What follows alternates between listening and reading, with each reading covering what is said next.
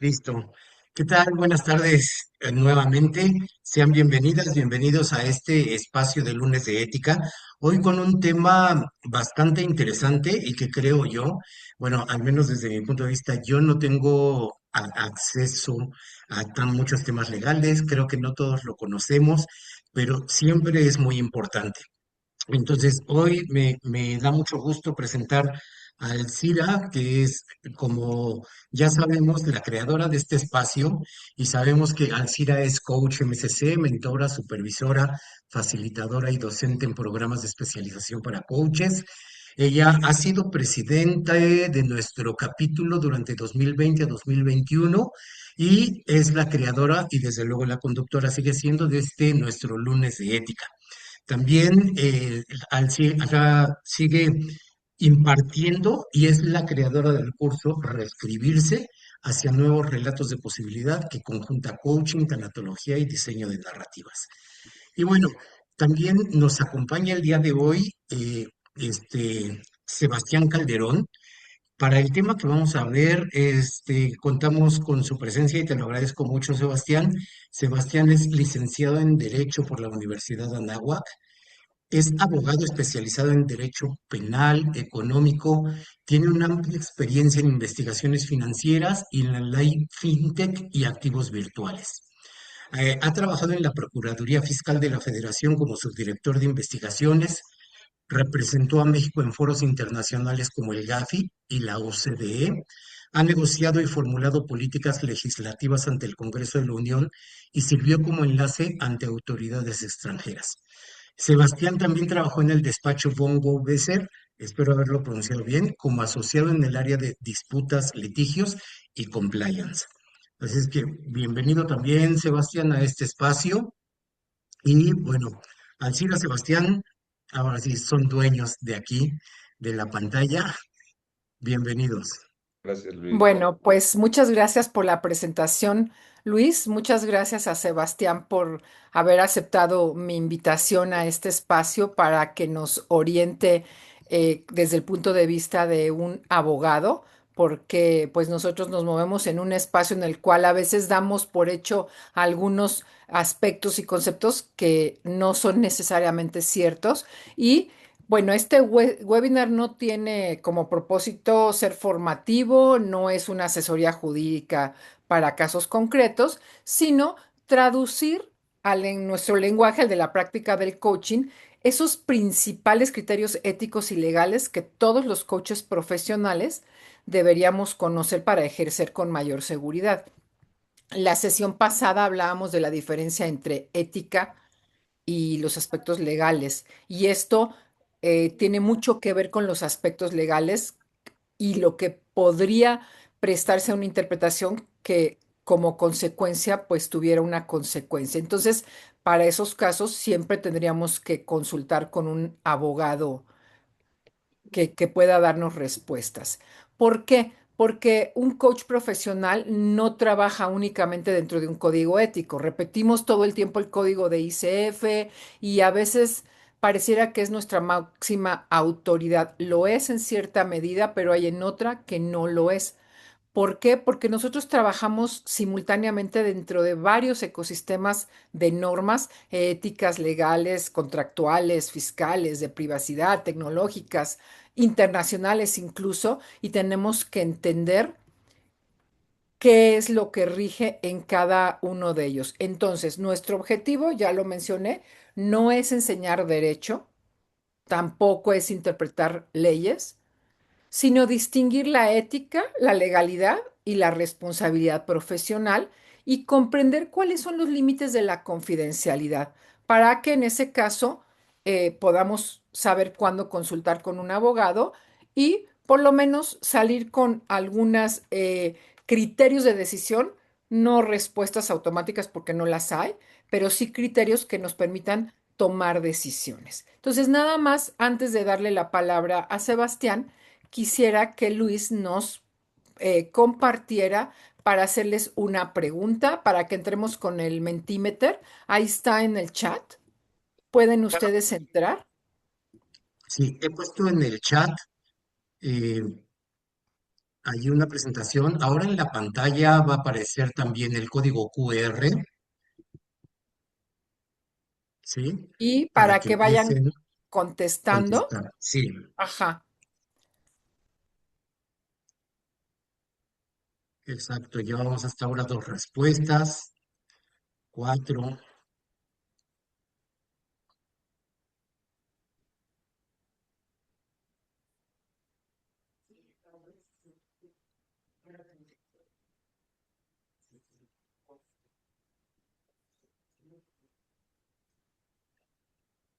tenemos 31 personas. Bueno, ok. Sí, todavía faltan algunos. Si alguno tiene algún tema para entrar, avíseme, por favor. Ya parece ser que se van sumando más.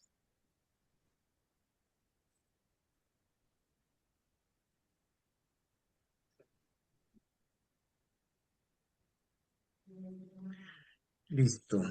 Y las personas que ya vayan contestando esa pueden pasar a la que sigue, ¿no, Luis? Aunque nosotros vayamos mostrando solo Sí, una. exacto. Si se ven, fijan hasta abajo, hay unas flechitas.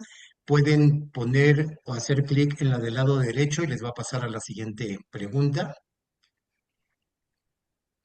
¿Sí? Mientras vamos a ponerla nosotros aquí. Hasta este momento fueron 24 respuestas, 16 piensan que sí y 8 que no.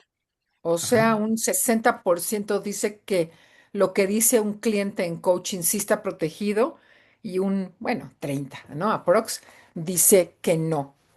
Ok, Aproximadamente. Ajá. bien, a ver, pasemos a la que Sí. sigue. Y la que ICF sigue, bueno, ya puede, empezaron a contestar. buenísimo, ICF puede intervenir legalmente. Vamos a esperar que contesten las cuatro personas que faltan.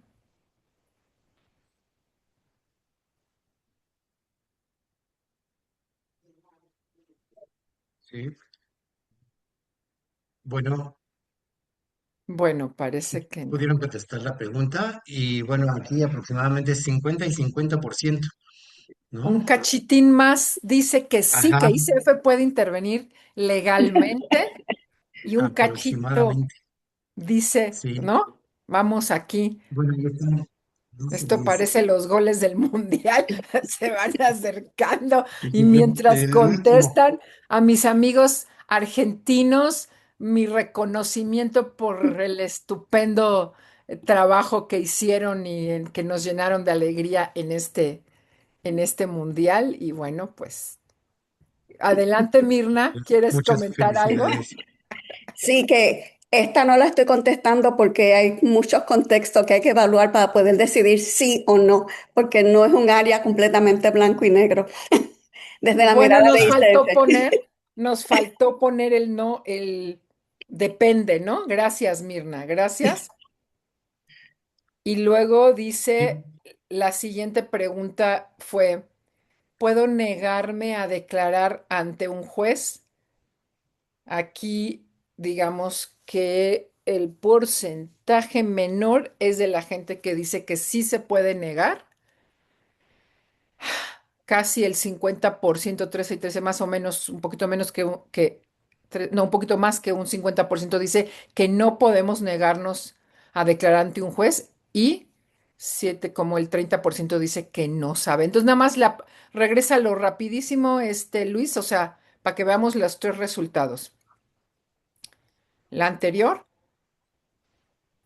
lo que dice un cliente en coaching está protegido, la mayoría dice que sí, o sea, como el 65%. La que sigue, la mayoría dice que ICF sí puede intervenir legalmente y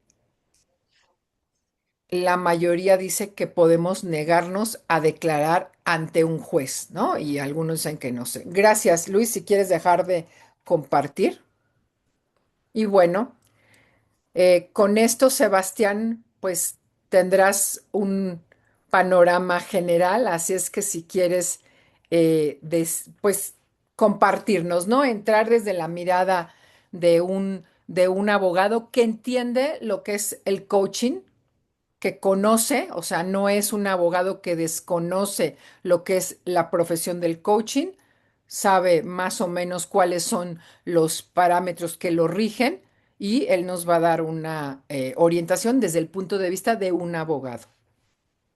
Así es que muchas Gracias. gracias, Sebastián. Gracias, Adelante. gracias. Mira, justo qué bueno que mencionas eso, ¿no? De que un abogado que sabe lo que es el coaching. Y una de las cosas preparándome para este webinar fue intentar buscar una definición, no desde un organismo privado como lo sería la ICF, de lo que es el coaching. Porque, por ejemplo, en temas de psicología hay una legislación específica de lo que es la psicología, ¿no? Que es algo que determina muy puntual el objeto de una profesión o de una práctica, y entonces de ahí tienes tú eh, las vertientes hacia dónde puedes ir, ¿no? Y esto me parece súper importante.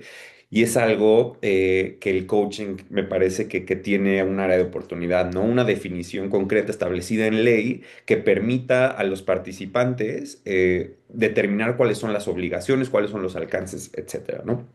Y en esta conversación con Alcira respecto de cuáles eran los impactos o alcances, eh, una de las conversaciones que surgió es sobre el tema de la obligación de los coaches a la divulgación de información, ¿no? Esta fue como la pregunta detonante y de ahí salieron varias cosas.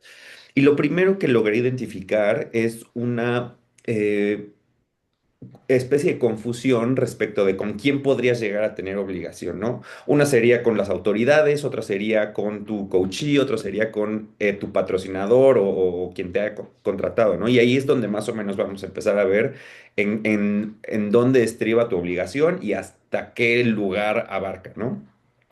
Lo primero que les quería platicar es el tema de lo que es un garante, ¿no? O sea, quién es obligado de la protección en derecho lo conocemos como un bien jurídico, quién es el obligado de su protección. Pues existen tres formas de que alguien sea obligado de la protección de un bien, ¿no? Y la que es más fácil, que siempre podemos entender, es los papás respecto de sus hijos, ¿no? Ese es el primer garante que la ley establece, ¿no? Yo te digo que a todos los papás son obligados de ver por la seguridad y el bienestar y salvaguarda de sus hijos, ¿no? Tenemos tres categorías, ¿no? Es la legal, que la ley te dice todos los tal son obligados de tal, ¿no? Hay otro que es el que ustedes podrían llegar a hacer, que es el contractual, ¿no? Como los guardaespaldas. Yo contrato a alguien para que me cuide. Si algo me llega a pasar y esa persona no actúa conforme a lo dispuesto en nuestro acuerdo, él puede llegar a tener responsabilidad. Y hay otro que no vamos a abordar, que se llama actuar precedente, pero ese no se preocupe, ¿no? El tema de ser garante de un bien jurídico, lo que significa es que tú contrajiste obligaciones para mantener ese bien jurídico salvaguardado, ¿no? ¿Qué pasa en el caso de ustedes? Que creo que vamos a hacer una plática lo más nutritiva y real posible, o sea, que abordemos como cosas muy puntuales de qué les sirve. No les voy a hablar de cosas muy teóricas y que nunca les van a afectar, sino cosas que realmente ustedes podrían ver en una situación laboral, ¿no? ¿Qué pasa si los contrata una empresa para realizar un proceso de coaching a sus empleados, y dentro de ese proceso de coaching ustedes descubren que hay una afectación patrimonial a la empresa por parte de los empleados? ¿No? Ese es como el mayor miedo. ¿O qué pasa si conocen la comisión de un delito, no nada más que afecte al patrimonio de la empresa, sino que pueda afectar a terceros, ¿no? Esas son como las cosas de las que vamos a hablar y en dónde aplica el secreto profesional y todas estas cosas, ¿no?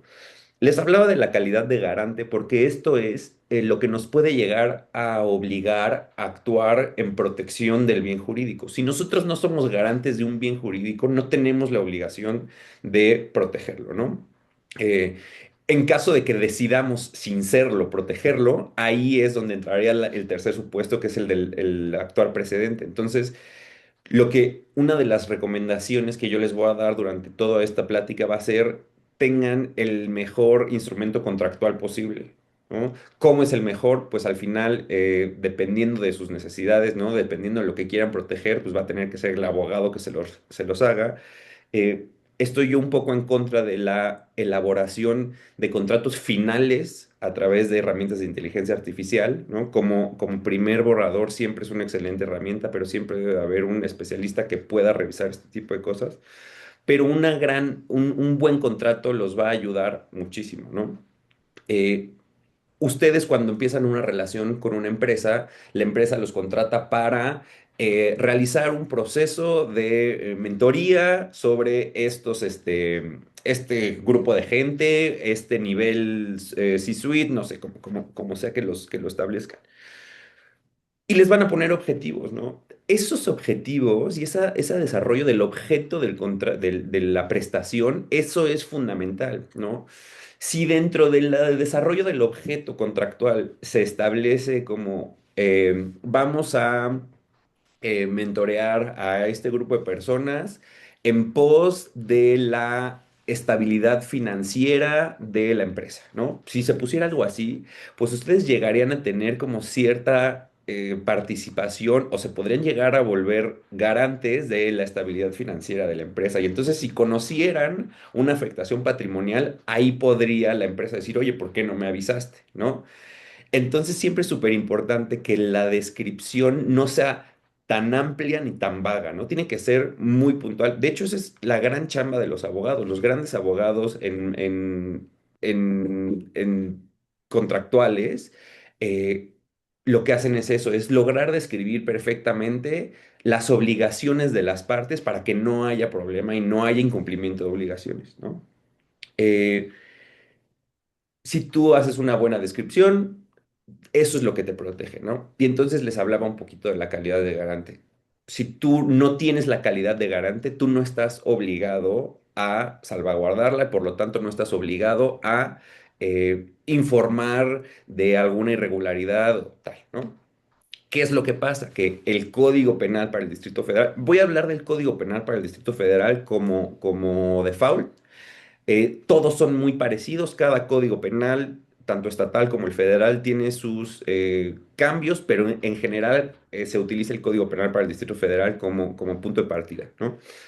El Código Penal para el Distrito Federal te dice que todos tienen obligación de denunciar un delito, pero eso es algo que conocemos en derecho como una ley imperfecta, porque no te dice qué pasa si no lo haces, ¿no? No te dice, todos están obligados a denunciar ante el Ministerio Público un delito, pero no te dice, y al que no lo haga se le impondrá o tal, ¿no? Entonces, sí te establece esto como una obligación ética, por así decirlo, ilegal, pero sin una consecuencia, ¿no?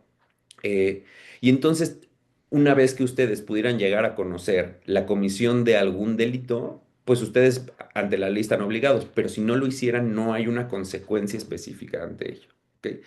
¿Qué es lo que puede llegar a pasar? En temas de su contrato o su NDA, ahí es donde ustedes podrían tener un impacto contractual. ¿Qué sucedería? Que ustedes podrían llegar a tener algún tipo de multa, pago de pena convencional, incumplimiento de contrato. No podría llegar al punto de, justo, puede haber responsabilidad civil, no llegaría al punto, no habría responsabilidad penal, habría un incumplimiento de una ley penal, pero no habría una responsabilidad o una consecuencia penal, ¿no? Eso es lo que sucedería. Eh, hay dentro del derecho, no sé qué tanto conozcan, pero hay tesis y jurisprudencias, ¿no? Que son interpretaciones de la norma, ¿no? Que básicamente dicen, el legislador lo que quiso decir es esto, ¿no? Que esas son las tesis y jurisprudencias. Por desgracia, para el tema del secreto profesional no hay jurisprudencia, hay tesis aisladas. ¿Eso qué significa? Que un juez muy bueno, ¿no? Un magistrado o un tribunal unitario resolvió algo, resolvió que la interpretación del secreto profesional debe de ser de X o Y manera, pero todavía no hay jurisprudencia. Esto significa que todavía es algo poco explorado en México el tema del secreto profesional. Entonces, mucho de lo que les voy a decir hoy no está escrito en piedra. Mucho de lo que les voy a platicar hoy tiene que ver mucho con interpretaciones y con la capacidad de sus abogados y de ustedes de expresar sus ideas ante un tribunal en caso de que sea necesario, ¿no? ¿Me podrían recordar cuál fue la primera pregunta que les hicieron con el mentí? La pregunta era, ¿lo que dice un cliente en coaching está protegido? Ok, gracias. aquí hay varias cosas que tenemos que diferenciar. ¿Ante quién está protegida? ¿No? ¿Ante quién aplica un NDA? ¿Por qué se firma un NDA? Si yo firmo un NDA ¿Qué con... es un NDA? No, ¿Nos no, no, explica? no, es retórica esta pregunta. El NDA, ante quién se está firmando, depende mucho ante quién está protegida la información. La finalidad muchas veces del NDA es protegerte de tus competidores, ¿no? Y entonces si tú eres coach y por tu proceso de coaching conoces una patente o una estrategia comercial o alguna situación por el estilo, eso es más o menos la intención del NDA, proteger ese tipo de cosas, que tú no puedas ir con un competidor y revelar esa información, ¿no? Pero la información que revela tu cliente, hay en Estados Unidos hay una forma en la que nosotros como abogados participamos cuando hacemos, por ejemplo, investigaciones internas de las empresas, ¿no? Imagínense que una empresa identifica alguna irregularidad y antes de que llegue con el Ministerio Público, hace una investigación interna. Y esa investigación interna, pues vas a ir a hacer entrevistas con las personas, vas a obtener información de bases de datos, etcétera. Y cuando nosotros nos llegamos a presentar con los empleados de las empresas, les decimos algo que se conoce como Upjohn Warning, que es un precedente de Estados Unidos, que básicamente llegamos y les decimos, mira, yo soy abogado de la empresa. Si bien tú trabajas para la empresa, yo no soy tu abogado, ¿no? Eso significa que toda la información que yo obtenga de esta interacción, yo se la voy a dar a la empresa, ¿ok? Y esa información la estamos haciendo en pos del beneficio de la empresa, ¿no? Ese Upjohn Warning nos sirve muchísimo y se da como consecuencia un precedente en Estados Unidos de una investigación que se hace interna y que la persona que es interrogada no sabía esto y ya saben, en Estados Unidos los precedentes son la forma en la que se lleva el derecho. Y entonces eso le permite a la persona que fue investigada el que no se utilice la información de esas entrevistas para, para determinar su culpabilidad, ¿no? Y eso es algo que creo que sería fundamental al momento de ustedes desarrollar sus relaciones contractuales con sus coachees, el establecer esto, ¿no? En el momento en el que existe esta relación tripartita entre ustedes como coach, empresa patrocinadora y coachee que va a ser el que reciba el proceso de coaching, ustedes deberían de decirle, primero ustedes deberían de tener dependiendo para quién trabajen, si es una prestación de servicios independientes, si es a través de un programa en el que existe como una empresa que lo subcontrata, tal, ustedes deben de determinar el alcance de la información obtenida, ¿no? Y ese alcance de la información obtenida debe ser aceptada por las tres partes, ¿no? Vamos a presentarnos a un proceso de coaching en el cual tu coachee sabes desde el inicio, desde que aceptas participar, sabes que la información obtenida va a ser compartida siempre y cuando cumpla con estas características o estos requisitos, ¿no?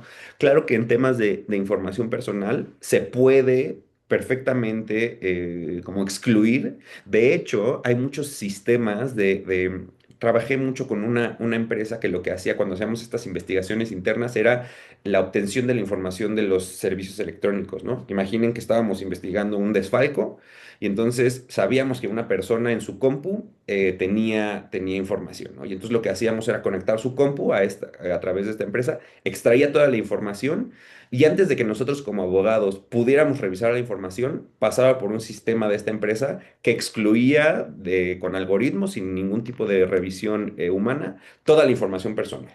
O sea, conversaciones de WhatsApp personales, o sea, como que tenía un algoritmo, y hoy con estas herramientas de inteligencia artificial, tenía un algoritmo que permitía que nosotros como abogados no viéramos ningún tipo de información que fuera personal porque no iba dentro del scope o del objeto de la investigación, ¿no? Entonces es muy importante que dentro de sus relaciones contractuales con las empresas y con sus coaches, determinen y expresen de a quién va a ser proveída esa información y se lo manifiesten y acepte la otra persona, ¿no? No nada más basta con manifestarlo, tiene que haber una aceptación clara para evitar este tipo de cosas, ¿no? Y entonces a través de esa herramienta del Upjohn Warning, nosotros es que podemos muchas veces utilizar esta información que hasta puede ser autoincriminatoria, pero que ellos aceptaron compartir para investigaciones posteriores, ¿no? Eh, la segunda pregunta que hicieron fue, ¿ICF puede intervenir legalmente? Legalmente, Ajá. legalmente. Ujú. Eh, esta pregunta es un poco ambigua para mí como abogado porque ¿ante quién, no? ¿Puede imponer sanciones legales a sus coaches? No, no, porque pues no tiene, no es una autoridad. ¿Qué puede hacer ICF? ICF podría ser citado ante un juez para, por ejemplo, decir, oye, alguien en algún juicio dijo, yo quiero un peritaje en coaching. Y alguien dice, y el juez dice, ¿quién avala lo que es un coach?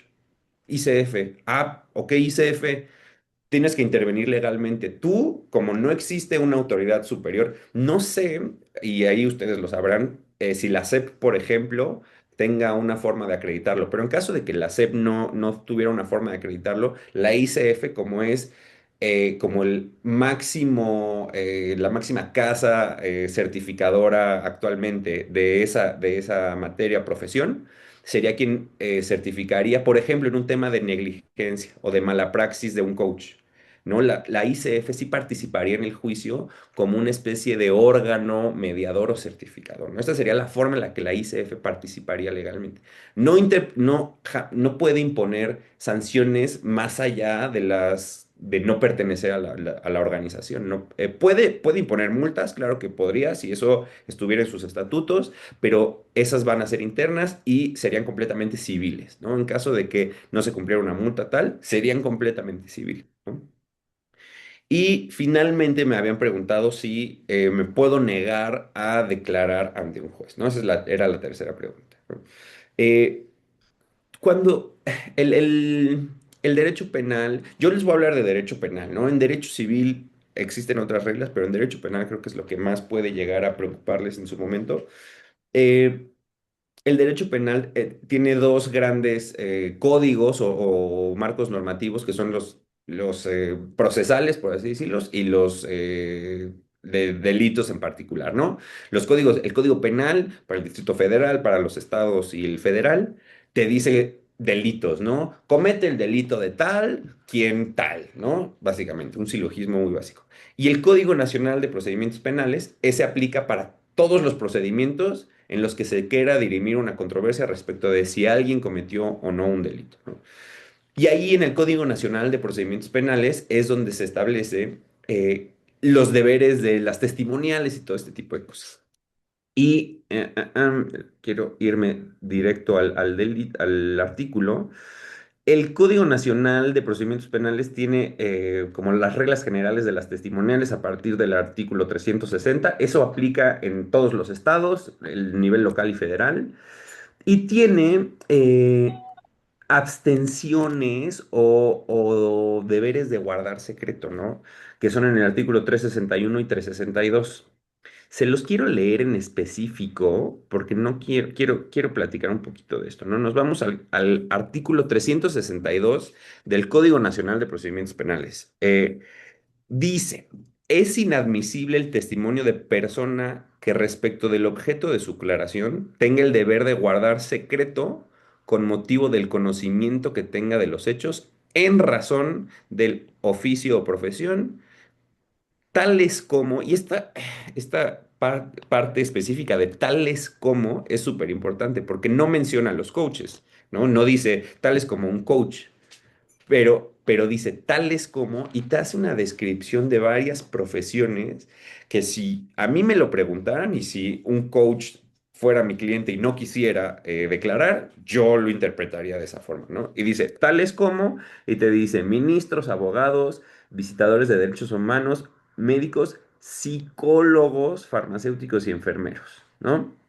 A mí el tema de psicólogos es de donde yo intentaría un poquito estirar la liga para decir, es que no, la forma en la que conoció la información era media por un proceso de etcétera, etcétera, ¿no? Entonces de ahí intentaría yo un poco buscar cómo evitar la declaración.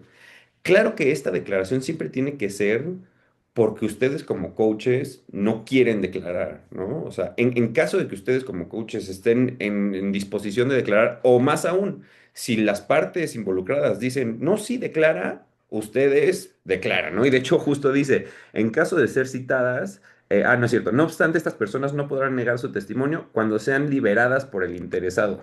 ¿No? Entonces imagínense que siempre les va a llegar un citatorio, ¿no? En los supuestos que estamos viendo les va a llegar un citatorio. Se le cita a Juan Galeano el día 27 de julio a la oficina del Ministerio Público del Reclusorio Norte para que rinda su testimonio. No te dicen más, no te dicen más, ¿no? Entonces, en teoría tú no sabes de qué vas a declarar y por lo tanto no te puedes excusar desde el inicio y decir, no es que yo soy coach, yo no puedo declarar, ¿no? Pues, a ti no te dicen, muchas veces ha habido algunos asuntos que ni les dicen, hasta se confunden de persona. Pero el caso es que les los citan a declarar y te van a decir, hago de tu conocimiento en este momento que eres citado en este asunto para brindar tu testimonio al respecto de esto. Y en ese momento tú deberías decir, evidentemente, si los citan a declarar, contacten a un abogado para que les prepare alguna situación al respecto. Es muy probable eh, que les informen, que el Ministerio Público tal vez los contacte para decir es sobre este asunto, para que si tienes información la lleves, etcétera, ¿no? Y entonces tú vas a poder llegar a decir, la verdad, no he sido liberado por quien tiene la facultad de hacerlo para brindar información al respecto, ¿no? Pero tienen que ir siempre. Siempre que llegue un mandamiento judicial, tienen que ir y decir, sí, pero yo no estoy seguro de poder revelar esta información sin cometer un ilícito, que eso es lo que les quería platicar para finalizar lo que el delito de la revelación de secretos, ¿no? Que es en el Código Penal para el Distrito Federal, está en el artículo 213 y básicamente dice, al que sin consentimiento de quien tenga derecho a otorgarlo y en perjuicio de alguien revele un secreto o comunicación reservada que por cualquier forma haya conocido o se le haya confiado o lo emplee en provecho propio o ajeno, se le impondrá en prisión. ¿Ok? Eso es el delito que a ustedes les podría parecer que podrían cometer, ¿no? Y entonces, eso es lo que se tiene que decir en el momento en el que ustedes son citados a declarar. Yo no quiero cometer ningún delito, conozco que existe un delito de revelación de secretos, entiendo que por lo que dice el Código Nacional de Procedimientos Penales, yo puedo estar en incumplimiento en caso de que revele esta información. Por lo tanto, hasta que no haya una determinación de este asunto puntual, yo no voy a declarar. Básicamente, a grandísimos rasgos, esto es el tema del secreto profesional. No quisiera ahondar demasiado en cosas muy técnicas y más bien me gustaría que si tienen preguntas muy puntuales, 10 minutitos me las compartan y sigan con este webinar y una vez que estén prontos a terminar, igual si quieren, si surgen más dudas, regresen conmigo para que se las resuelva. Entonces, si alguien tiene, mira, Mirna, por favor, tienes la mano levantada, aprovechemos, adelante. Muchas gracias, Sebastián. Muy interesante todo lo que nos compartes y nos das una perspectiva muchísimo más amplia. Solamente como referencia, la mirada de ICF con respecto a lo que es confidencialidad, que yo creo que es diferente a la palabra de tener privilegio de tener información, no estoy segura, pero el tema es que ICF lo que establece mayormente es, sí, lo que dice de tener información confidencial de la compañía, de la empresa o de algo que es privado, pero más bien es el enfoque si la persona, hay indicios que se puede hacer daño a sí mismo o daños a otras personas, que uno entonces a través del contrato, el acuerdo que uno tiene con la persona o con la compañía, se establezca que en la eventualidad de que algo así pudiera surgir, pues que sí hay que informarlo a las personas pertinentes. O sea que el enfoque pues, es una cosa diferente, por eso lo estoy trayendo. Ellos también hablan también sobre el tema de tampoco uno no puede siempre ofrecer total confidencialidad por ese asunto, o también como mencionaba, si hay un robo o algo de causa mayor, o también el tema de la tecnología, que aunque uno quiera pues decir que todo es confidencial, uno nunca sabe quién tiene acceso a qué información dentro de una compañía desde una mirada de información. Entonces, lo que nos compartes está buenísimo.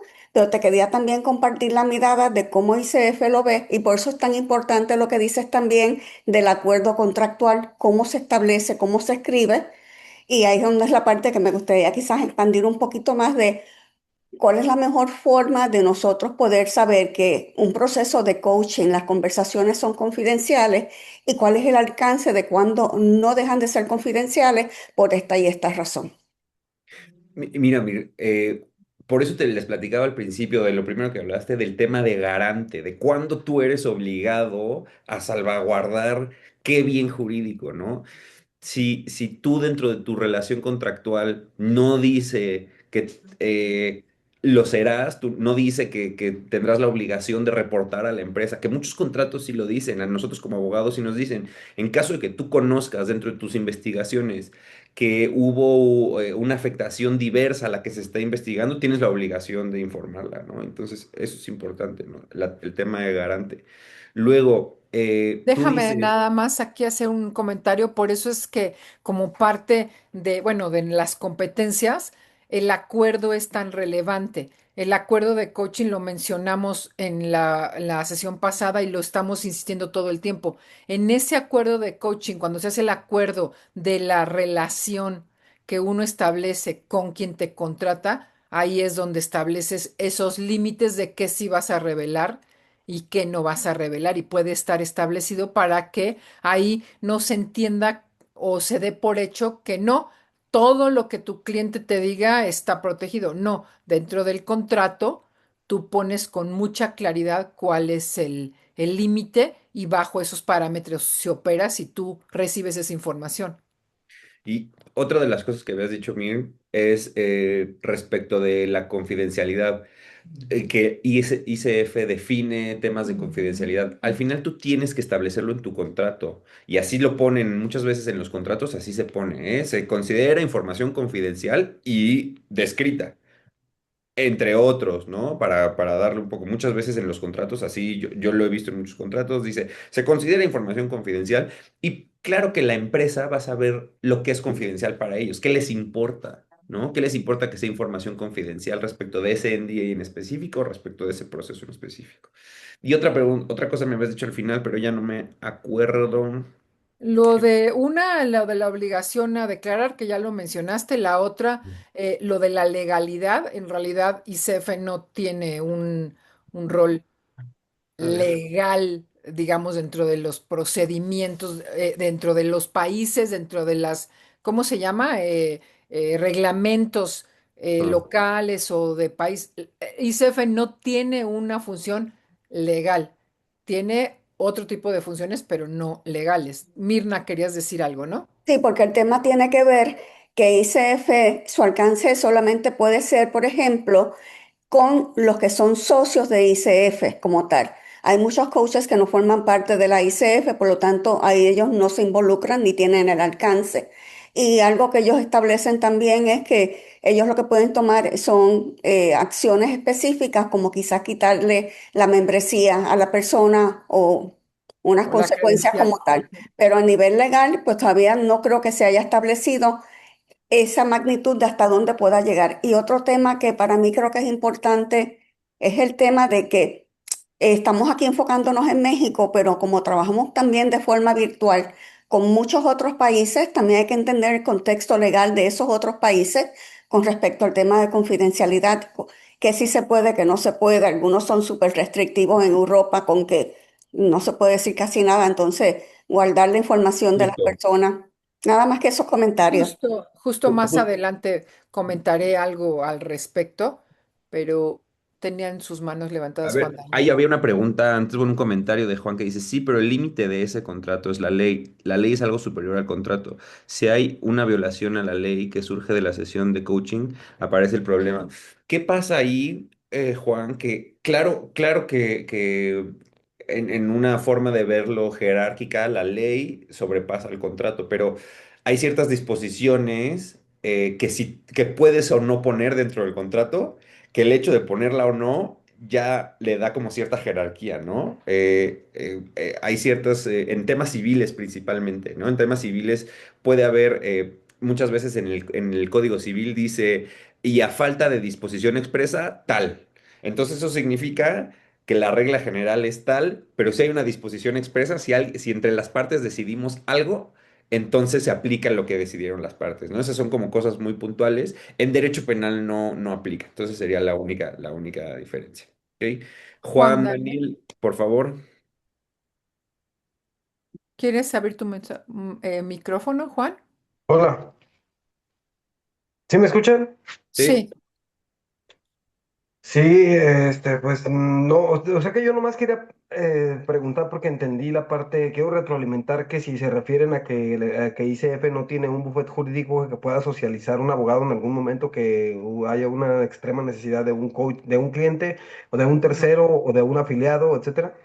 No, ICF no interviene de ninguna manera legal. ICF en general actúa siempre desde la buena voluntad. Cuando hay alguna violación a lo que está establecido en el código ético, por ejemplo, del uso de la marca ICF o de la relación, de la prestación de servicios de una escuela con un alumno o de la interacción entre dos coaches, todo eso lo más que puede hacer ICF es intervenir desde la buena voluntad. Nunca tiene un rol legal. A veces Solo gente, pondría una excepción ahí. En ajá, caso de que llegaran a contratar a ICF y que ICF lanzara una convocatoria, esto es un caso práctico, contratan a ICF, lanzan una convocatoria de se buscan coaches, ICF la gana, ICF subcontrata a los coaches, ahí ICF sería la única forma en la que podría llegar a ser responsable, como un patrón, como cualquier tipo de patrón respecto de las actividades de sus empleados. cosa que no ocurre, cosa que nunca ocurre. Lo más que ocurre es que alguien entre al buscador de ICF, donde están enlistados los coaches que son miembros y que tienen una credencial, y que entonces alguien por medio de esa plataforma puede hacer una solicitud de servicios, pero ICF no interviene en la relación contractual. Entonces, ICF siempre está como quien establece algunos lineamientos, pero no es la policía del coaching, porque incluso hay otras asociaciones y eso es importantísimo enfatizar. Para que tú puedas ser regido por el código de ICF, tienes que pertenecer al ecosistema de ICF.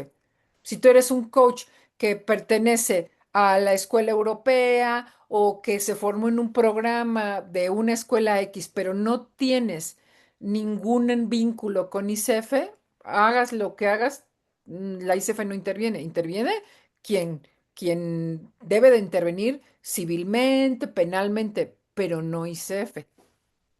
Correcto. ¿Vane? Eh, Ah, adelante, Sebastián. no, Vane, adelante. Hola, buenas tardes. Hola, Gracias primero porque el tema está buenísimo claro. y estoy de acuerdo contigo, bienvenido Sebastián, estoy de acuerdo contigo en que es un traje a la medida y que hay tanta correlación de leyes porque hay mucho que se puede observar, cada caso es completamente analizable y entran cosas completamente distintas, pero dentro de estas bases, al poderlo analizar en una mirada general, para nosotros, digamos que la ley suprema como coaches, no estoy hablando de jerarquía de leyes porque la ley suprema sería la Constitución, ¿verdad? A nivel nacional, sino estoy a nivel nacional, sino estoy hablando de esta parte de como coaches. Entonces, no es una autoridad, digamos, la ICF para entrar en este plano de ley, como dices tú. Pero aquí la pregunta sería, por ejemplo, si estamos dando una sesión, nosotros nos contratan, hay un contrato, está la parte de confidencialidad, que para nosotros es sumamente importante y es uno de los valores también de ICF, está en nuestro código de ética y todo. Pero también tenemos excepciones, como por ejemplo cuando de alguna manera dentro de sesiones se comparte información con nosotros, como decía, creo era Mirna, donde se ponga en peligro la vida de alguien más o la vida del coachee, o también donde se esté mencionando algún delito que por oficio debamos de informar, por ejemplo. Es que, Entonces, rápido, tantito, Vane, si ustedes no son garantes y ustedes no son el Ministerio Público, ustedes no tienen esta obligación de investigar o tal, ¿no? Legal, desde el punto de Ajá, vista legal. exacto. Desde el punto de vista completamente legal, si su código de ética lo establece, eso es punto y aparte, pero las consecuencias serían dentro del ecosistema ICF. No habría consecuencias por el incumplimiento del código de ética de ICF, no habría consecuencias jurídicas, O penales. sea, y de qué manera conectas la ley de profesiones, por ejemplo, cuando habla que la ley que va a llevar tu profesión son las leyes directas que tengan que ver con tu profesión? Ahorita hablabas, por ejemplo, de la ley de psicólogos o la ley que protege esta parte de los psicólogos. Para nosotros eso es el código de ética. Entonces, Pero es que eh, no puedes aplicarlo, Arnie, porque justo ustedes están en un punto de incertidumbre jurídica, en el cual no existe un marco normativo, ¿cómo poder decirlo? especial, Formal, un for- marco normativo formal. especial. Pero si dentro la ley dice que un acuerdo entre voluntades se vuelve ley, por así decirte, ¿no? Entonces, porque esa es una de las descripciones que viene en la ley, que es un acuerdo. Pero bueno, no entremos Ajá. en no, contextos, más pero bien a ver, pregunta. creo que aquí lo importante es que veamos, y eso es lo siguiente que iba yo a comentar. Mi primer presentación es, el coaching no es una profesión regulada. Entonces, no tenemos como existe con los psicólogos o con otras profesiones un colegio de psicólogos, un colegio de que marque ciertas obligaciones. Pero lo que sí entiendo es que como cualquier profesionista tenemos que cumplir con ciertas leyes, ¿no es así? O sea, Pero más no, allá, eso, ajá, o sea, Sí, todos y los profesionistas, ahorita, no es, digamos que la ley, nada más para completar un poquito, la ley que nosotros tenemos, y la podemos llamar ley, pero la que nos rige a nosotros es el código de es ética. que Y justo no todos es los, ley, Vane. nada más, no, no es ley. no es ley, es una regulación interna. Entonces, nosotros, al llegarnos a eso y al poner dentro de nuestros contratos, que nos allegamos al código de ética y lo ponemos expresamente, entonces estamos vinculando nuestra obligación de cumplir con el código de ética. Entonces, cuando el código de ética tiene varias, digamos, preceptos o dentro de las, Ok. Creo ¿sí? que ya veo para dónde vas. Imaginemos que tú pones en tu contrato y todo lo que haga, o sea, haces tu contrato y todo lo demás que establezca el código de ética de la ICF. ¿Ok? Vamos a poner. Entonces tú lo que estás haciendo es poner una descripción dentro de tu contrato que tú vas a tener que cumplir con todo el código de ética. Y entonces en caso de que tú no, por ejemplo, dieras a conocer información que obtuviste respecto del bienestar de una persona que manifiesta que quiere suicidarse, tus consecuencias serían civiles. Sería incumplimiento de contrato. Tú no cumpliste con tu contrato y entonces en tu contrato debe de haber una pena convencional o daños y perjuicios y entonces eso sería lo que pasaría. No podría llegar a un impacto mayor porque lo que tú me estás diciendo es, no existe una ley de mi profesión en específico, no existe la ley de los coaches. Lo que existe es pues, una regulación de situaciones comerciales entre la empresa Coca-Cola y yo, Sebastián. Me contrataron para un proceso de coaching y en mi contrato puse, y voy a hacer cumplir todo el código de ética. Pues lo que me podría exigir en su momento Coca-Cola es que yo no le avisé e imponerme una sanción meramente civil, Ok. meramente contractual. ¿Y qué pasa cuando se hace un fraude, por ejemplo, que tu coachita está hablando de que le está robando al sponsor, que es el que te está contratando, y que le está robando y que hay una afectación a la persona que te está contratando? ¿Qué sucede? Obviamente debe haber un procedimiento donde se le avisa al coach y nosotros tenemos toda una serie de lineamientos para poder operar, pero el mismo código dice lo debes de dar a conocer por la misma ética. Entonces, ¿qué sucede Sí, ahí? ¿No ok, entraría de oficio, por ejemplo, no súper. entraría el Código Penal? Es lo que tú estás Es que, proponiendo. ajá, el tema de delitos de oficio significa que una vez que el Ministerio Público conoce un hecho que puede ser uno de estos delitos, tiene Sí. la obligación de investigarlo sin que las Ujú. partes tengan la obligación de De solicitar promoverlo. justicia, Ujú. ¿no? ¿Qué es lo que pasa? Tú dices, en mi código de ética dice que yo tengo que informarle a mi patrocinador, a tu sponsor, yo tengo que Ajá. informarle si conozco esta información. Ah, ok, Ujú. tú ya lo pusiste en tu contrato. Si tú ya lo pusiste en tu contrato, ya está perfectamente bien establecido. ¿Qué es lo que pasa?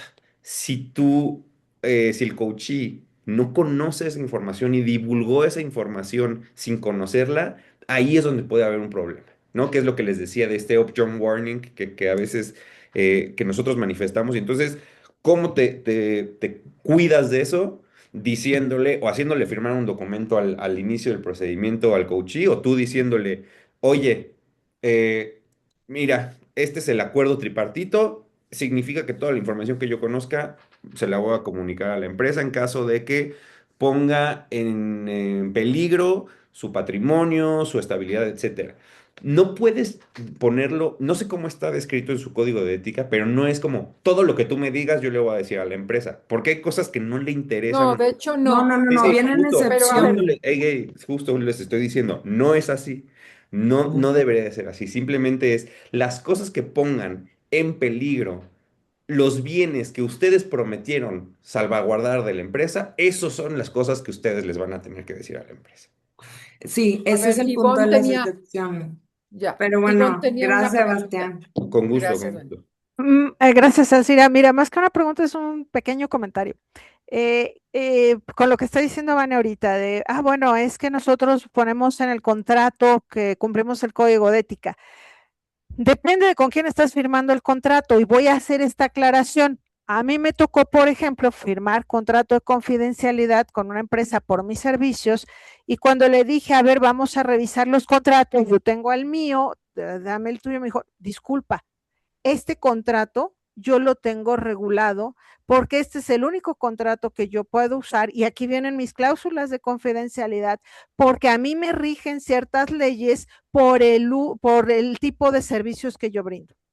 Y la confidencialidad que aquí se marca no la podemos mover.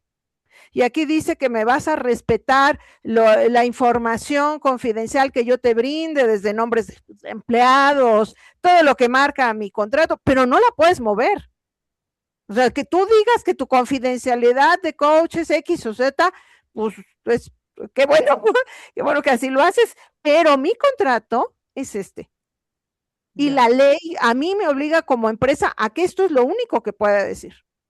Entonces, entiendo que nosotros como coaches podemos decir que nuestro código de ética nos rige y podemos presentarlo y podemos hacerlo público y a lo mejor lo podemos poner como anexo, pero hacemos un contrato con una empresa que la empresa tiene también sus propios lineamientos. Yo puedo llegar y decirle, mira, yo trabajo así y ellos bajo los lineamientos que como empresa tienen que muchas veces no son propios de ellos, de lo que ellos quieren hacer, sino de las regulaciones que ellos tienen. Esta era una empresa financiera. Perdóname, pero yo me apego a esto y lo demás que tú me digas sale sobrando. Entonces creo Solo, que Ivonne, también, dime. quisiera nada más el tema del anexo, ahí sería muy No, no. cuidadoso. O sea, si viene como anexo, si tú anexas el código de ética al contrato, el anexo es parte del contrato. Entonces ahí nada más sería lo único que te quisiera como hacer No, mención.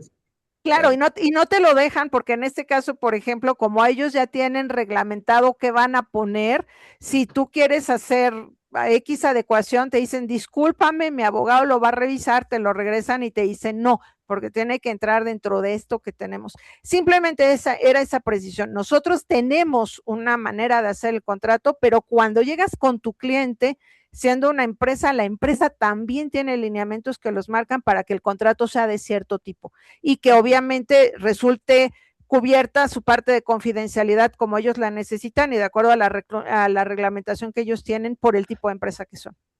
Solo era Gracias, eso. Ivonne. A ver, Juan Aquí, Daniel tiene una pregunta y para tú, que vayamos primero, cerrando. Juan puso, ¿qué pasa Sí, si el coachee y el patrocinador son los autores del delito? Me refiero a lo mismo que habíamos dicho de la calidad de garante. ¿Respecto de quién? O sea, si tú eres garante de algún bien, pues sí tendrás la obligación de salvaguardarlo. Si el patrocinador y el coachee cometieron un delito, no No me tienes parecería. obligación de ir No. a levantar una denuncia, o sea, Tienes una sabes, obligación según lo que establece el Código Penal para el Distrito Federal, pero no hay una consecuencia si no lo haces. O sea, el Código Penal para el Distrito Federal te dice, quienes conozcan un delito deben informarlo al Ministerio Público, pero no pasa nada si no lo dices. Es como o una sea ley que en ese imperfecta. caso sería que solamente si yo fuera citada tendría que dar O garante. información O garante. o garante. Es decir, Cualquiera de las puedo dos. conocer un delito, excusarme de la relación con mi cliente, decir, yo, Híjole, yo diría, yo como delincuente, yo diría que no debiste haber dado esa información. perdón, no No entendí. siempre, Juan, por lo que les decía del Código Nacional de Procedimientos Penales, se los vuelvo a leer. El Código Nacional de Procedimientos Penales dice deber de guardar secreto. Es inadmisible, vamos a suponer que me hablaron, que yo por ser coach me descubrí que mi patrocinador y el coachee están cometiendo un delito. Y yo a través de mi proceso de coaching lo descubrí.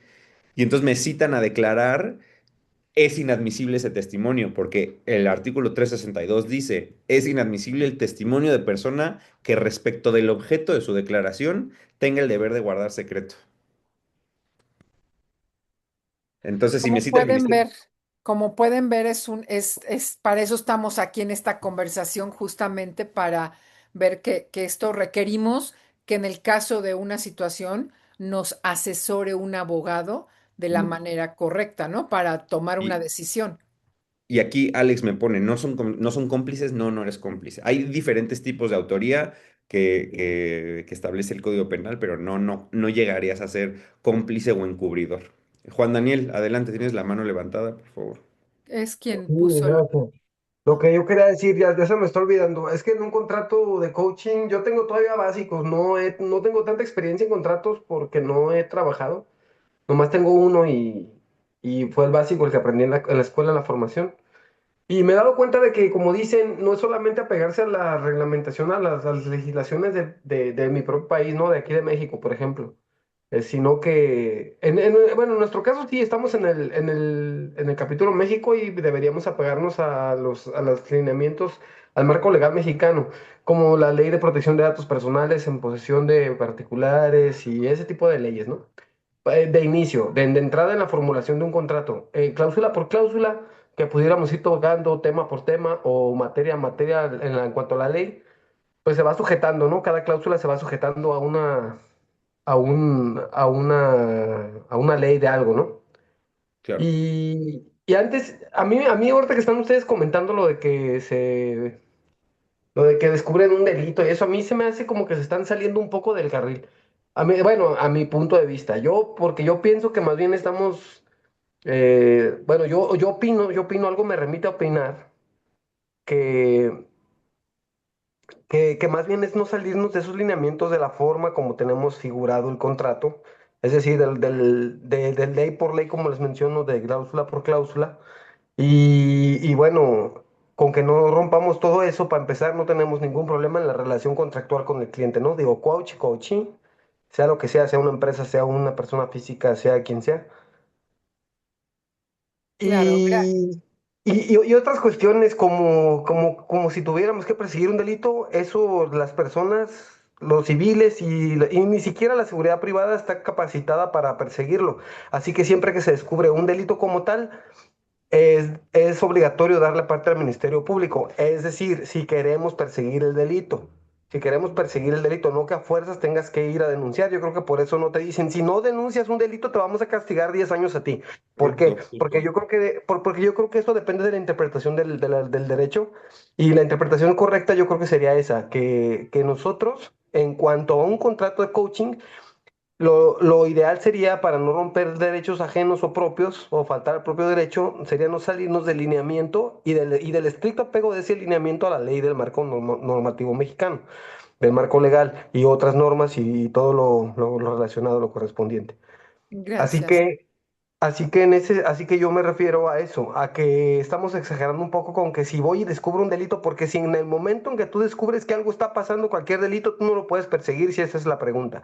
Si esa es la pregunta, nosotros como coaches, inmediatamente si descubrimos un delito y nos compete, sea por aunque nos haya dicho el coach, si descubrimos un delito, tenemos la obligación de denunciarlo. Si Es queremos, si queremos podemos acomplicitarnos con el coachí. Si queremos podemos guardar cualquier secreto por oscuro que parezca, ¿verdad? Es decir, eso ya no es derecho, eso ya es voluntad. Ese ya no es derecho, eso ya sale del derecho y ya pasa a la voluntad. Entonces ya es otra área. Y sí, yo insisto, si en lo que compete al contrato, sí, cuidar que no nos salgamos de la norma y no faltar o romperla. Y si descubrimos un delito, no podemos perseguirlo, así que sabemos si queremos denunciarlo o no. Ese es el centro de la situación. Así la entiendo, pues. Gracias, Juan Daniel. Justo, Esto, justo. como pueden ver, tiene muchas aristas y es importante entender que para eso tenemos que tener contratos muy claros que tengan especificado de dónde a dónde están los límites de la confidencialidad. Creo que querías decir algo, Sebastián. No, no, había una mano Para levantada. Paola, eh, y claramente esta sesión no es salirnos justamente estamos conversando sobre estas preguntas que tenemos dudas. Aquí no es para dar una clase de derecho, es para que salgamos con información que nos permita por lo menos decidir si tenemos que buscar a alguien que nos pueda orientar y cómo podríamos proceder. Mi intención fundamental es que no creamos que el código ético de ICF es un código legal, porque no lo es. El código ético de ICF es un código ético, no es un código legal y a veces pasó en muchas ocasiones. Mirna seguramente recordará que ha habido ocasiones donde se presentan casos ante ICF esperando que ICF intervenga legalmente. ICF no tiene esa potestad, va a intervenir como un acuerdo de buena voluntad de parte. Se van a enviar algunos comentarios de buena voluntad, pero no hay no interviene, porque además ICF es un organismo que está fundado en Estados Unidos y que opera por medio de capítulos que tienen cada capítulo su constitución legal en el país en el que operan. O sea, ICF está como un organismo internacional, pero fundado en Estados Unidos. Entonces, ¿cómo va a intervenir en un desacuerdo de partes en México? No tiene, solamente podría limitar acorde a lo que ICF establece como los castigos por incumplimiento del código ético. O sea, quitarte la credencial, expulsarte como miembro, si tienes una escuela, quitarte el registro de escuela con un programa acreditado, porque ni siquiera ICEFE ni siquiera acredita escuelas, acredita programas. Pau, querías decir algo y bueno, pues creo que ya no, Sí, ajá, y dice también, ah, adelante, Pau. gracias. Am, perdón si mi pregunta es un poco básica, Para pero por nada. ejemplo, Sebastián, o sea, si derivado de una conversación de coaching, mi coachee cree que pudiera estar siendo víctima de acoso sexual o de acoso laboral. ¿Cuál es como mi correcto proceder como para estar tranquila, tanto legalmente sobre todo? Tú no tienes responsabilidad ahí, tú no estás siendo contratado como un psicólogo para salvaguardar la integridad psicoemocional de esa persona. Tú estás siendo contratado como un coach. ¿Para qué? Tu objeto tendrás muy específico. Y entonces, si esa persona, si tu coachee en este proceso te comenta que está siendo víctima de abuso sexual, tú no podrías llegar a tener responsabilidad legal por tu actuar o no actuar. Si no hay ninguna interpretación o acuerdo de parte, si tú le dices, bueno, ¿sabes qué? Creo que esto es importante, entonces a partir de la próxima sesión voy a resolverte voy a ayudarte a resolver este problema. Si tú dices eso, ahí sí ya hay un actuar precedente y te vuelves garante. Pero si tú deberás de tener las herramientas para canalizarlo según sus Así lo marca el código de formación, tal, ética. Sí. ese tipo de cosas, pero no podrías llegar a tener, Pau, responsabilidad legal por no actuar de una u otra forma, porque tú no tendrías por qué saber actuar de una u otra forma, ¿no? Y eso es algo que a veces creemos que la ley nos puede llegar a obligar a hacer cosas que no sabemos hacer o que no tenemos forma de saber cómo, ¿no? Y justo por eso limita estas calidades de garantes. No todos van a tener la capacidad de resolver estos problemas. Que los resuelvan quienes tengan la capacidad. ¿Cómo la van a tener? Pues o te obligo a que la tengas, o tú dijiste que la tenías. Entonces, son esas formas en las que podrías llegar a tener consecuencias. Pero si no, no habría ningún tipo de consecuencia. No sé si Ok. Mirna quieres contestar en ese sentido, pero yo sí quisiera agregarlo porque en ese caso, justamente lo que plantea el código de ética es decirle, yo esto no puedo, no es de mi competencia. Es Sí, necesario que busques la asesoría de un abogado, que busques a la persona dentro de la empresa. Es decir, no te corresponde a ti resolverlo, pero sí te corresponde a ti decir, yo no puedo ayudarte con esto, pero sí deberías Creo, de buscar un abogado. sí, creo como que dices, Las- Alcira, en el tema de saber cuál es el alcance del coaching y saber cuándo hay que referir, igual como alguien escribió a un psiquiatra, a algún otro Ujú. claro. experto, saber distinguir, eso es bien importante. Y algo que quiero solamente compartir muy brevemente es el tema de que es un tema complejo. Como dicen también, tiene muchas aristas y como dices, Alcira, referirlo o asesorarse con un abogado, pero también, por ejemplo, en casos de ética, que eso tú lo conoces muy bien también, para eso está la ICF, que servimos para apoyar a la gente, Claro. llegan con consultas, si hay que escalarlo, se escala, simplemente porque hay muchas situaciones que se presentan o pueden surgir que a veces uno no tiene todo el conocimiento de cómo mejor abordarlo. Eso es lo único que quería compartir. Gracias, Mirna. Y solamente ahí, diría un, ah, un pequeño comentario. Esto es probable que solo pase en Estados Unidos. En México me parecería completamente descabellado que pasara, pero el hecho de que tú le dijeras en una situación como esta, eh, que llega un empleado y uno de los directores está abusando de ese empleado, o la manifestación que te dice el empleado es, está habiendo acoso, y tú le dices, ve con un abogado, en Estados Unidos podría considerarse como una mala praxis del coach asesorar que busque un abogado al mm, coachee para tomar una represalias contra la empresa. ¿No? Entonces, yo me limitaría a decir, esto excede de mis capacidades o del alcance del servicio, yo no te puedo ayudar. No, no me atrever. Y esto es solo porque ustedes, como ICF es gringo, podría llegar a suceder de, oye, ¿por qué le dijiste? Imagínense el supuesto de que les dices, oye, yo no te puedo ayudar, ve con un abogado.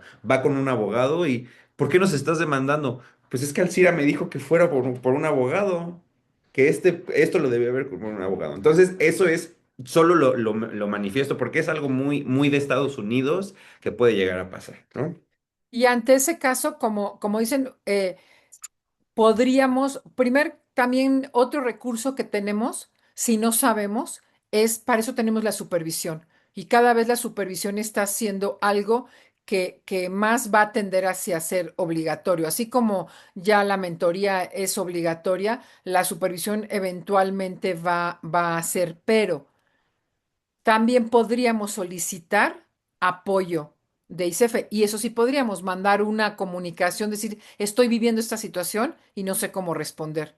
O sea, tenemos muchos recursos a los cuales acudir, pero claramente tiene sus asegúnes en cada caso. Lo importante porque no hemos, digo, ya estamos casi llegando al final, no he enseñado nada de lo que traía, pero no hemos hablado de lo que pasa y eh, cuando estamos interactuando con instancias de distintos países.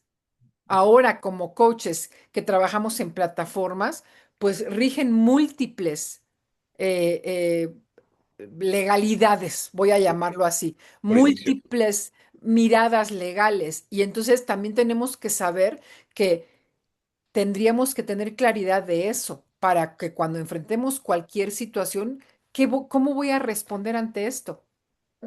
Es un tema sumamente profundo, sumamente complejo.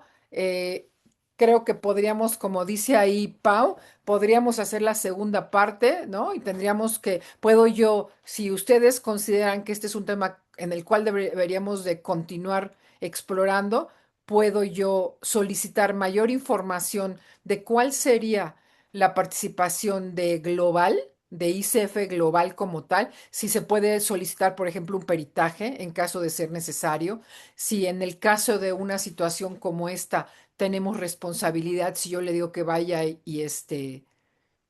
busque un abogado. Todas estas preguntas que surgieron de aquí podríamos tomarlas si es que consideran quisieran que profundicemos, ¿no? ¿Qué opinan de esto? Porque pues con todo lo que ahorita aquí oímos, ¿verdad, Luis? Podríamos sacar las preguntas para Sí. mandarlas como para pedir información al respecto. Sí, yo creo que va a ser lo más conveniente, Alcira, y también para cerrarlo desde la parte que sí nos compete como código de ética. Ya vimos la parte penal que Sebastián nos hizo favor de explicarnos y vamos a ver los límites que sí nosotros tenemos. Yo creo que esa es la parte que debemos de conocer. Y me gustaría ponerles aquí el caso que tuve hace muy poco tiempo en la firma de un contrato, incorporé el código de ética y cuando me pasaron a firmar a jurídico, me comentó el abogado, bueno, y en caso de que no lo cumplas, ¿quién lo vigila? ¿No? Entonces yo le decía, bueno, una manifestación del coachee o del cliente es quien va a levantar la mano que sus datos no fueron respetados, la confidencialidad, etcétera.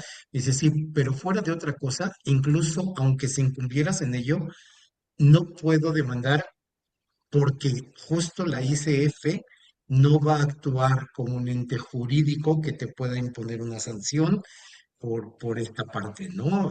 Entonces, creo que ahí hay un límite para nosotros, qué bueno que lo podamos respetar, esta parte del código de ética, y creo que por allí nos estaríamos enfocando en la siguiente sesión. ¿Qué te parece, Alcira?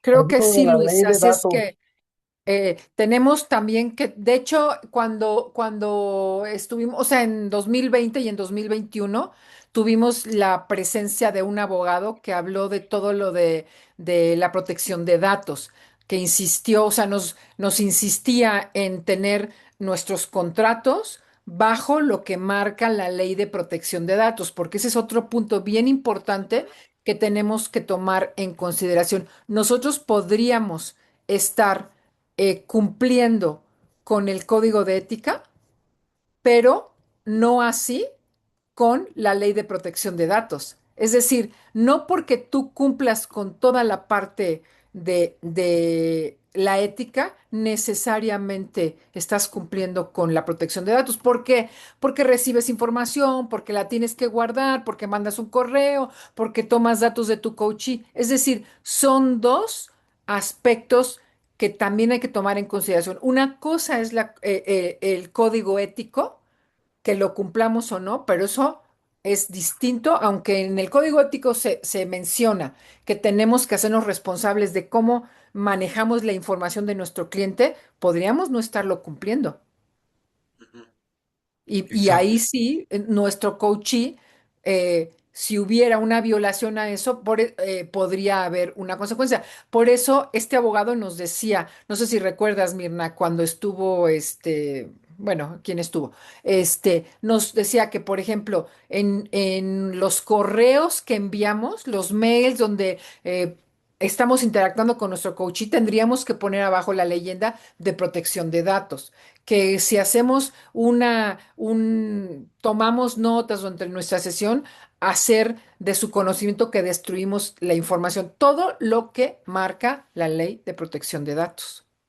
Así es que, pues, y ahora lo que pone ahí Ivonne, todo lo que tenemos en la nube. Bueno, las sesiones que se graban, si estás interactuando por WhatsApp o todo eso que es muy delicado y que necesitaríamos también conocerlo para saber en dónde está nuestra responsabilidad. Exacto, Creo exacto. que nos quedamos con muchas preguntas, ¿no? Sí, así es. Pues, pues yo por mi parte, agradecerles. Adelante, Mirna, ¿querías comentar algo? No, muchas gracias, muy, muy buena toda la información y realmente muy importante. Gracias. Es una gran responsabilidad la que tenemos. Claro, claro. Y Sí, Mirna, que además es una experta en el tema ético y ha participado dentro de comisiones en Global y bueno, obviamente expresidenta de ICF México, parte de los past presidents con un trabajo constante y contribución. Muchas gracias, Mirna, por todo lo que has aportado a Global, a ICF en general y al capítulo México. Gracias a ti, Alcira. Pues muchas gracias a todos por su interés, por su participación. Ha sido una gran conversación. Muchísimas gracias, Sebastián, por haber permanecido aquí en esta conversación, pues completa y creo que nos da para la siguiente, ¿no, Luis? Entonces prepararemos la segunda parte y ya los estaremos invitando. Muchísimas gracias a todos y hoy que no sé, Luis, todos los avisos parroquiales que quieras sí, hacer. todos los avisos parroquiales, sí. Efectivamente, muchas gracias, Sebastián, por tu generosidad, sobre todo por que se alargó un poco el tiempo, ¿no? Con todas estas preguntas, pero gracias por compartir todo tu conocimiento. Y esta semana está bastante intensa. Mañana tenemos un webinar con Rocco Pacheco, que es la transformación a través de la incorporación de nuevos hábitos. No se lo pierdan, también es a las 7 de la noche. El miércoles tenemos nuestro webinar de LATAM. Tenemos un representante de México, otro de Uruguay y otro de Argentina, con un tema que es bastante bueno y es acerca de el coaching en entornos poco explorados, ¿no? Hablaremos de pymes, de empresas familiares, entonces puede incluso dar por ahí un giro a nuestra práctica, a nuestras oportunidades y ya creo que con esto cerraríamos este mes de julio y desde luego hay muchísimo más por venir. Muchísimas gracias, Alcira, te lo agradezco mucho. Muchas gracias a todos por su presencia y nos vemos el siguiente Lunes lunes de dentro ética, del mes de agosto, que será el día 24 de agosto. 24 de agosto. Pero por lo pronto espero verles mañana. Muchas Claro. gracias. Gracias. Gracias, buena noche a todos. Buenas Hasta noches. pronto. Bye, linda Buenas noche, noches. gracias. Buenas noches.